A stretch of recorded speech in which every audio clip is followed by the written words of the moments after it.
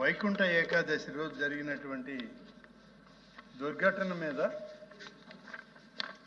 ప్రభుత్వం కూడా ఒక స్పష్టమైన వైఖరి తీసుకొని అక్కడ జరిగినటువంటి తప్పులు ఎలా జరిగాయి ఏంటి అనేటువంటిది వెంటనే దేవాదాయ శాఖ మంత్రిగా నన్ను, హోంమంత్రిగా శ్రీమతి వారు అనిత గారిని, అలాగే జిల్లా ఇన్ఛార్జి మంత్రిగా రెవెన్యూ మంత్రి గారిని అక్కడికి పంపడం జరిగింది. మేము వెళ్ళిన వెంటనే అక్కడ పరిస్థితులను గమనించి ముఖ్యమంత్రి గారికి సమాచారం ఇచ్చాం. గౌరవ ముఖ్యమంత్రి గారు కూడా మధ్యాహ్నంగా ఆయన రావడం, వారి తర్వాత ఉప ముఖ్యమంత్రి శ్రీ పవన్ కళ్యాణ్ గారు కూడా వారు రావడం జరిగింది. ఆ యొక్క సంఘటనలో బాధితులైనటువంటి కుటుంబాలని, అలాగే చనిపోయినటువంటి కుటుంబాలని పరామర్శించడం, హాస్పిటల్కి వెళ్ళి హాస్పిటల్లో మిగిలిన గాయాలు ఉన్నటువంటి వాళ్ళకి మెరుగైన వైద్యం అందించాలని చెప్పి వాళ్ళకి ఆదేశాలు ఇవ్వడం, తర్వాత ఈ సంఘటనను కూడా, ఈ ఘటన ఎలా జరిగింది అనేటువంటి వాస్తవాలను కూడా గౌరవ ముఖ్యమంత్రి గారు, ఉప ముఖ్యమంత్రి గారు ప్రత్యేకంగా పరిశీలించడం, తద్వారా జిల్లా అధికార యంత్రాంగంతో వారు సమీక్ష చేయడం కూడా జరిగింది. అధ్యక్ష, ఆ సమీక్ష జరిగినటువంటి సందర్భంలో ఒక విషయం ఇక్కడ చెప్పాల్సిన అవసరం ఉంది. అధ్యక్ష, వైకుంఠ ఏకాదశి అనేటువంటిది తిరుమల శ్రీ వెంకటేశ్వర స్వామి దగ్గర ఈ సాంప్రదాయాన్ని అనేక దశాబ్దాలుగా 2 రోజులు నిర్వహిస్తారు. అధ్యక్ష, ఇది 10 రోజులకు మార్చారు. అధ్యక్ష, ఎవరు మార్చారు, ఎందుకు మార్చారు, దానికి ఆగమ పండితులు దానికి అనుమతి ఇచ్చారా, ఇవన్నీ పోతే ఇంకా లోతుకు పోతే చాలా ఉంది. అధ్యక్ష, 2 రోజులు జరిగే వైకుంఠ ఏకాదశి కార్యక్రమాన్ని 10 రోజులకు మార్చి వైకుంఠ ఏకాదశి కార్యక్రమాన్ని తిరుమలలోనే టిక్కెట్లు ఇవ్వడం కానీ, ఆన్లైన్లో టికెట్లు పంపిణీ చేయడం కానీ ఇవన్నీ జరిగాయి. అధ్యక్ష, కానీ కొన్ని స్వార్థపర శక్తులు తిరుమల నుంచి వాళ్ళ స్వార్థ రాజకీయాల కోసం ఆ టికెట్ కౌంటర్లని కిందకు తెచ్చారు. అధ్యక్ష, దాన్ని కొనసాగించారు కొంతకాలం. దానివల్ల సరే కొన్ని తప్పులు ఆ జరిగినటువంటి సంఘటన రోజున ఇది కూడా ఒక కారణమైంది. అధ్యక్ష, వాస్తవానికి అధ్యక్ష, తిరుమల వైకుంఠ ఏకాదశి సందర్భంలో జరిగినటువంటి దాన్ని అందరం కూడా బాధపడ్డాం. ఈ జరిగినటువంటి కార్యక్రమాలు, టోకన్లు, ఎస్ఎస్ఐడి టోకన్లు ఇవన్నీ కూడా అది తిరుమలలో ఇచ్చే వాటిని తిరుపతికి తీసుకురావడం, ఈ క్యూ లైన్లలో మార్పులు చేసి పైన ఇవ్వాల్సిన డిస్ట్రిబ్యూషన్ అంతా కింద చేశారు. అధ్యక్ష, ఇది ఎందుకు జరిగింది, ఎలా జరిగింది అని అంటే, గతంలో ఒక 3-4 సంవత్సరాల నుంచి ఈ మార్పు తిరుమలలో తిరుపతిలో చేశారు. ఆనాటి పాలక వర్గాలు చేసిన కార్యక్రమం అది కొనసాగిందే తప్ప ఇది అనాదిగా ఉన్నది పద్ధతి కాదు అని చెప్పి ఆనాడు చెప్పడం జరిగింది. అయినప్పటికీ వివరాలన్నీ సేకరించిన తర్వాత దీనిలో బాధ్యులైనటువంటి అధికారులని ఎంపిక చేసుకొని ఎవరు దీనిలోని అప్పటికప్పుడే ఒక నిర్ణయం తీసుకోవడం జరిగింది. నిర్ణయం తీసుకున్న తర్వాత ఆడున్నటువంటి అధికారుల్ని వెంటనే రిలీవ్ చేయమని, కొంతమందిని చట్టపరంగా ప్రభుత్వపరంగా చర్యలు తీసుకోమని గౌరవ ముఖ్యమంత్రి గారు ఆదేశాలు ఇవ్వడం, మా శాఖ ద్వారా ఆ ఆదేశాలని అమలు చేసే తీరులో ఉన్నటువంటి కొందరు అధికారులను సస్పెండ్ చేశాం, కొందరు అధికారులని అక్కడ రిలీవ్ చేశాం. వాళ్ళకు బదులుగా వెంటనే ఇతర అధికారులను తీసుకొచ్చి పెట్టి 2 రోజులు 10 రోజులు చేసినప్పటికీ ముందుగా దాన్ని ప్రకటన జరిగింది కాబట్టి 10 రోజుల కార్యక్రమాన్ని పూర్తి చేయడం జరిగింది. ఈ తొక్కిసలాటలో జరిగినటువంటి దీని మీద కేవలం ప్రభుత్వ అధికారులు, ప్రభుత్వంలో ఉన్నటువంటి మంత్రివర్గం వీళ్ళే కాదు అధ్యక్ష, అనేక మందికి అనేక రకాల అనుమానాలు వచ్చాయి. ఆ వచ్చిన అనుమానాలని నివృత్తి చేయాలంటే దీనికి ఒక చట్టబద్ధతను తీసుకురావాలని చెప్పి చేసినటువంటి ఒక ప్రయత్నంలో దీనికి మనం ఒక కమిషన్ వేయడం జరిగింది. ఆ కమిషన్ కూడా దీని మీద హైకోర్టు మాజీ న్యాయమూర్తి జస్టిస్ సత్యనారాయణ మూర్తి గారిని దీనికి జ్యుడిషియల్ కమిషన్ వేశాం. వారిచ్చే నివేదికను ఆధారం చేసుకొని చర్యలు తీసుకుంటామని చెప్పి చెప్పడం జరిగింది అధ్యక్ష. వారి నివేదిక, వాటి పూర్వాపరాలు, అలాగే వారు అక్కడికి పోయి ఎంక్వైరీ చేయడం, అనేక సిట్టింగులు వేయడం, ప్రతి ఒక్కరిని విచారించడం అన్నీ అయిన తర్వాత ప్రభుత్వానికి నివేదిక ఇచ్చారు అధ్యక్ష. ఈ నివేదిక మీద ప్రభుత్వం ఒక నిర్ణయం తీసుకుంది. ఆ నిర్ణయం ప్రకారం బాధ్యులైనటువంటి తిరుపతి క్రైమ్ డిఎస్పి రమణ్ కుమార్, అలాగే గోశాల డైరెక్టర్ శ్రీ హర్నాథ్ రెడ్డికి వీళ్ళిద్దరికీ అక్కడ బాధ్యతలు ఇచ్చారు అధ్యక్ష. ఈ క్యూలైన్ బాధ్యత తిరుపతిలో జరిగిన ఇన్సిడెంట్కి అక్కడ బాధ్యత వహించాల్సిన వీళ్ళిద్దరికీ ఆ డ్యూటీ ఉంది. ఇద్దరూ సమయాభావం, అక్కడ సమయంలో లేరు. కిందన ఉన్నటువంటి అధికార యంత్రాంగం సూచనలు ఇచ్చిన పరిస్థితి లేదు.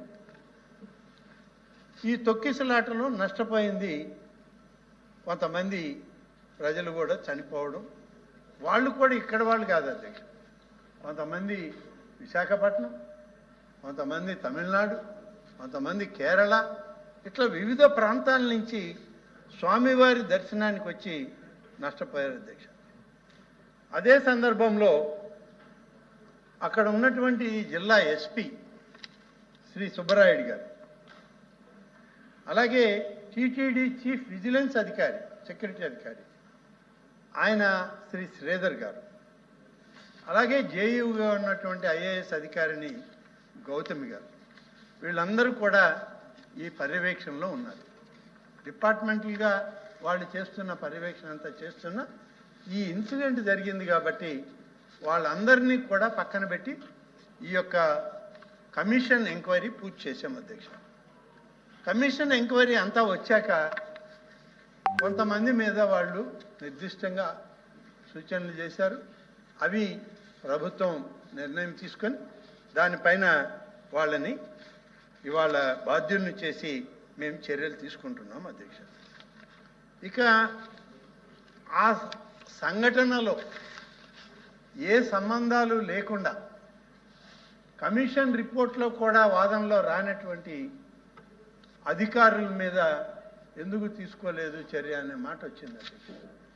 కమిషనే, జ్యుడిషియల్ కమిషనే అక్కడ ఉన్నటువంటి ఒక ఐఏఎస్ అధికారిని, ఇద్దరు ఐపీఎస్ అధికారుల మీద వాళ్ళకి ఎలాంటి సంబంధం లేదు ఈ ఇష్యూ మీద, ఇన్సిడెంట్ మీద నివేదిక ఇచ్చాక ప్రభుత్వం ఏ విధంగా చర్యలు తీసుకుంటుంది అధ్యక్ష?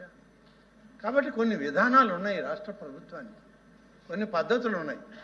వాటి ప్రకారం ఇవాళ చర్యలు తీసుకునేటువంటి కార్యక్రమం ప్రభుత్వం ఇప్పటికే తీసుకోవడం జరిగింది అధ్యక్ష. అలాగే సింహాచలం దుర్ఘటన అధ్యక్ష, ఇది కూడా కొంచెం బాధ కలిగించేది.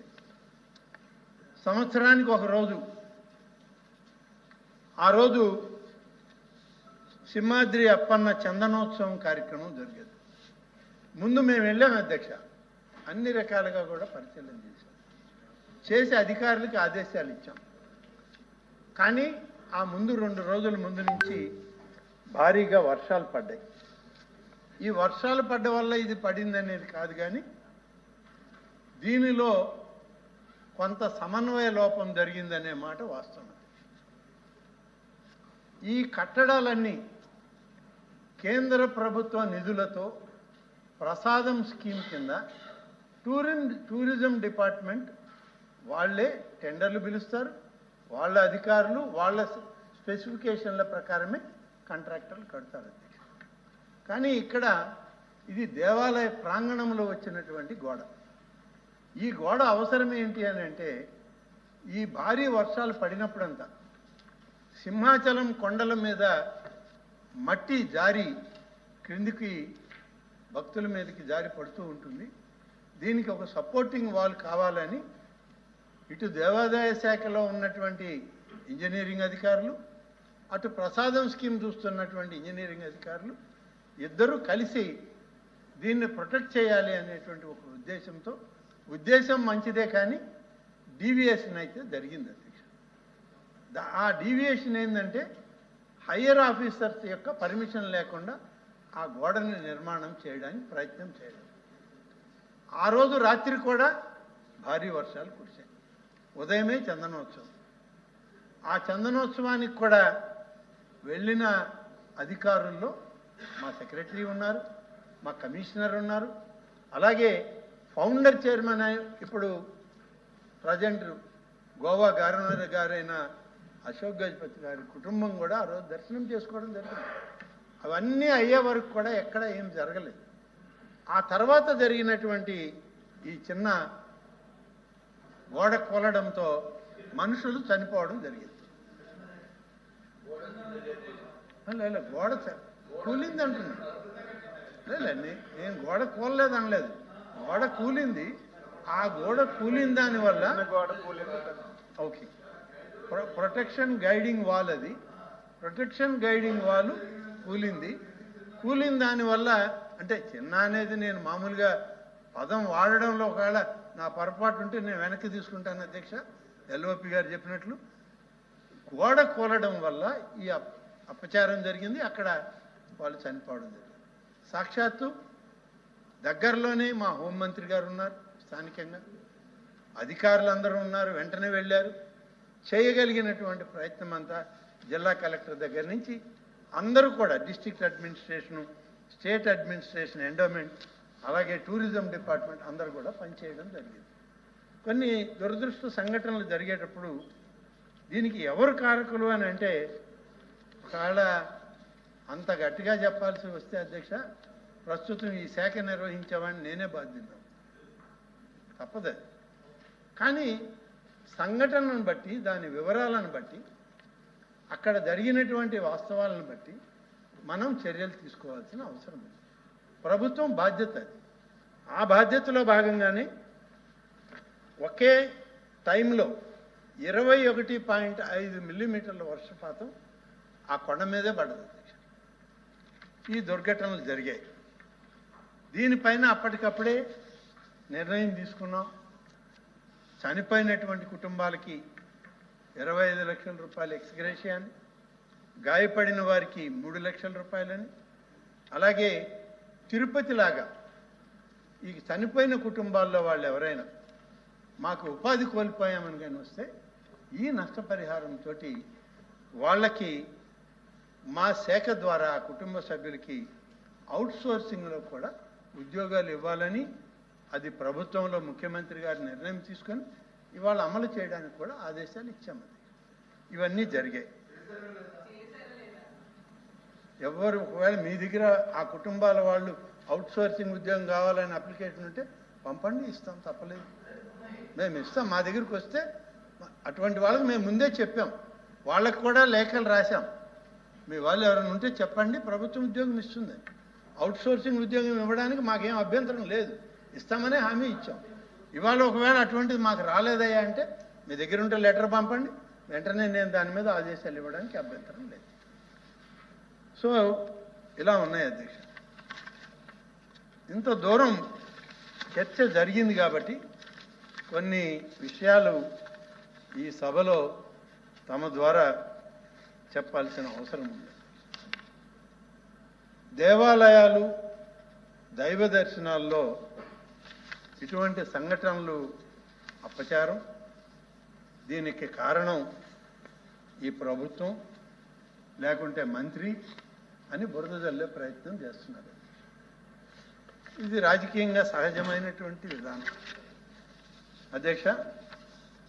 ఇది జరిగిన వెంటనే